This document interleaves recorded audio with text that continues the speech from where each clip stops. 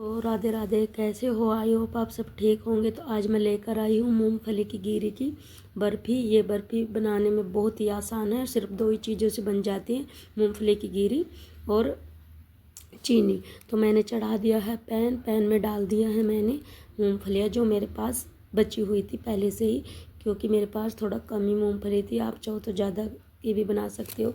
तो इस तरीके से हमको इसको चलाना है और धीरे धीरे इन मूंगफलियों को हमें करना है ब्राउन। इनका छिलका धीरे धीरे काला पड़ेगा तो ये अंदर से सिक जाएंगे, जिससे कि हमारी बर्फ़ी 10-15 दिन के लिए ख़राब ना हो जाए।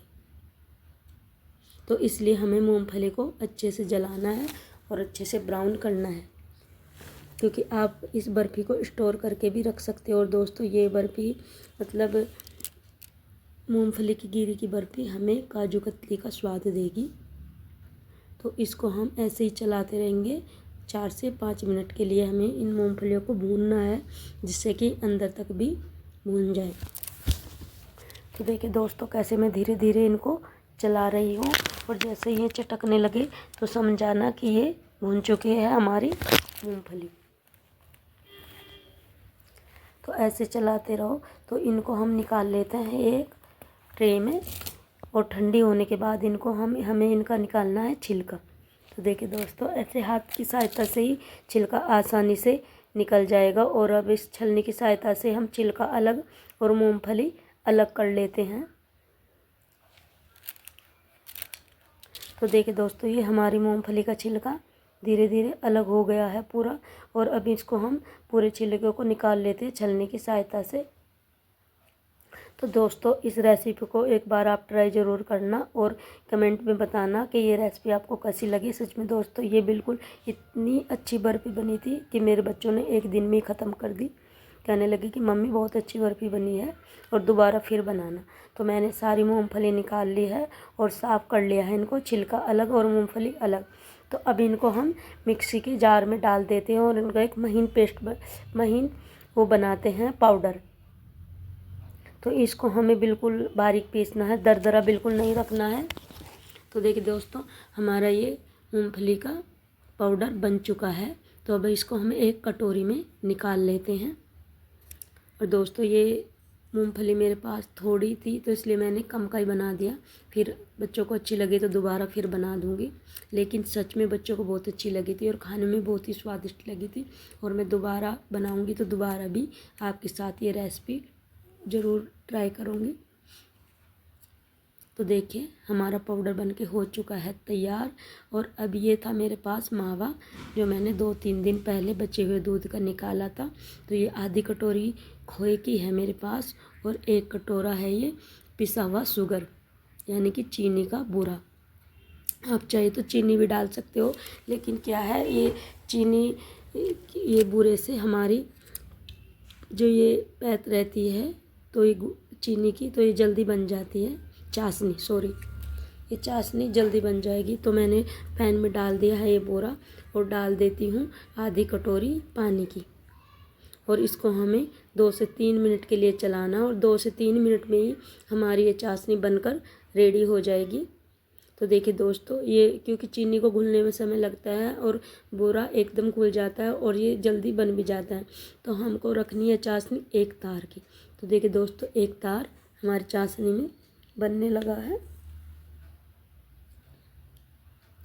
तो ऐसे करके 1 तार की चाशनी इसमें हमें डालनी है। इसमें 2 तार की चाशनी नहीं डालनी। अगर हम इसमें 2 तार की चाशनी डालेंगे तो ये हमारी बर्फ़ी बहुत ही हार्ड बनेगी और मतलब खाई भी नहीं जाएगी। तो इसमें मैंने डाल दिया है जो मैंने मूंगफली का पाउडर पीसा था, तो वो मैंने इसमें ऐड कर दिया है। तो देखिए दोस्तों, ऐसे हमको इसको चलाना है 2 से 3 मिनट के लिए, जिससे कि ये पूरा मिक्स हो जाए। तो ऐसे आप चलाते रहोगे तो ये जल्दी जल्दी मिक्स हो जाएगा। और आँच को हमें कर देना है धीमी। तो देखिए दोस्तों, ये घुलने लगा है धीरे धीरे। तो इसको चलाते रहना है, बिल्कुल नहीं रुकना है। और इसको चलाते हुए मेरे को 2 से 3 मिनट हो चुके थे। और अब मैंने डाल दिया जो मेरे पास खोआ था, उसमें मैंने सिर्फ 2 ही चम्मच खोए के डाले हैं, क्योंकि वो ज़्यादा खोआ हो जाता, तो इसलिए मैंने कम डाला है। सिर्फ 2 ही चम्मच आप अंदाजे से डाल सकते हो, आप नाप करके भी डाल सकते हो। इस खोए को हमें करना है इसमें मिक्स, चाशनी में और मूंगफली में इसको मिक्स कर देना है। तो ये धीरे धीरे, तो ये मेरा खोआ था हार्ड बन चुका था, फ्रिज में रखा रखा। आप अगर बाहर निकाल के रख सकते हो और आप मतलब ऐसा सॉफ्ट भी डाल सकते हो। तो ये देखिए दोस्तों, मेरे को मिलाने में इसको बड़ी प्रॉब्लम हो रही है, लेकिन फिर भी मैं इसको धीरे धीरे मिला देती हूँ। और अब इसमें हम डालेंगे 2 चम्मच जो मैंने नारियल का बुरादा पहले से ही भून करके रख लिया था, ब्राउन किया था, ज़्यादा भी नहीं और कम भी नहीं। तो इसमें मैंने सिर्फ 2 ही चम्मच डाले हैं। तो इस तरीके से हमको इसे मिलाना है और ये इतनी आसानी से मिल जाएगा। तो दोस्तों, मैं कुछ देर के लिए बाहर चली गई थी, कोई मेरे यहाँ पे आ गया था, तो मैंने गैस बंद करके, तो ये इतनी देर में रखा हार्ड हो गया। फिर मैंने गैस गरम किया और इसको चलाया और मिक्स किया। तो ये देखिए दोस्तों, कितनी आसानी से ये मिक्स हो चुका है और मतलब चिपक भी रहा है एक दूसरे से, यानी कि ये बर्फ़ी बनने के लिए एकदम तैयार है। तो देखिए दोस्तों, कड़छी से भी नहीं उतर रहा है। तो मैं पूरे पैन को साफ़ कर दूंगी, जिससे कि इसमें बर्बाद ना हो और इसको ही इसमें पूरा ही ये ऐड हो जाए जो इस पे लगा हुआ है पैन पे। तो दोस्तों, ये रेसिपी अगर आपको पसंद आए तो मेरे चैनल को लाइक सब्सक्राइब ज़रूर करना और कमेंट में ज़रूर बताना कि कैसी लगी थी। और एक बार इस रेसिपी को आप ट्राई करोगे तो बिल्कुल काजू कतली खाना भूल जाओगे।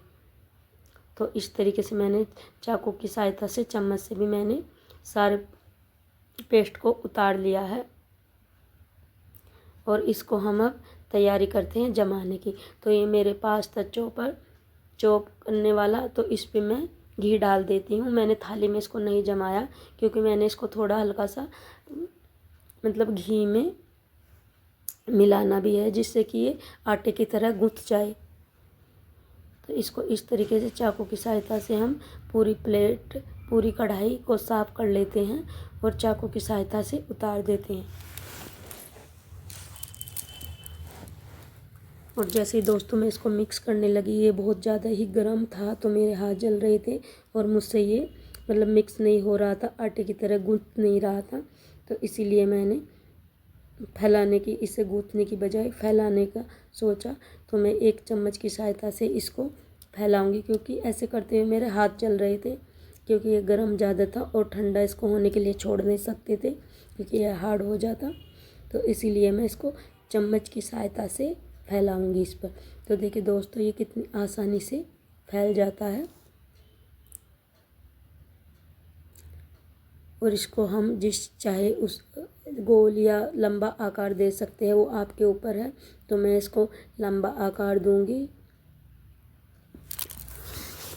तो इसको मैंने बेलन की सहायता से भी थोड़ा मतलब बेल लिया है, क्योंकि इस बेलन की सहायता से थोड़ा सॉफ्ट हो गई है ऊपर से बर्फ़ी, और चारों तरफ से हमको इसको एकदम सही उसमें लेके आना है, जिससे कि हम पीस काटते समय हमें कोई दिक्कत ना हो।